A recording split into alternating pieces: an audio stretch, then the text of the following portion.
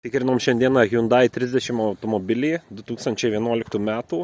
Automobilis iš Vokietijos 1.4 benzininiu varikliu.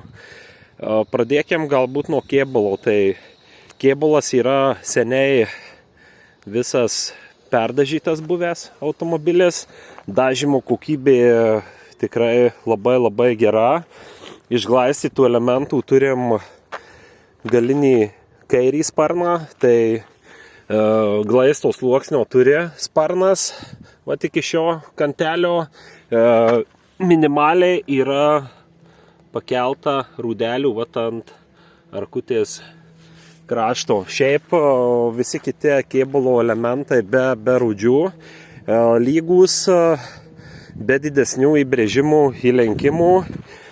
Taip pat minimaliai yra paglaistyta ir galinė dešinės pusės arkutėje. Šiaurinė dalis visa graži, rūdelių jokių nieko nėra. Galbūt šioje vietoje yra jau truputėlį pakelti keli spuogai. O šiaip pats kėbulas, kaip minėjau, visas lygus, be žymesnių įbrėžimų, įlenkimų.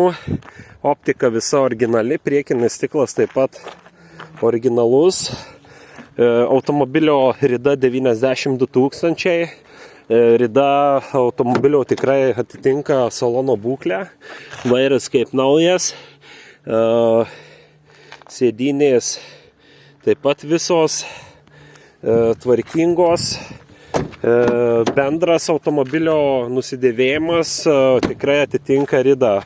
Bagažinės skyriuje yra viskas, kas priklauso šiam automobiliui. Visas priežiūros rinkinys.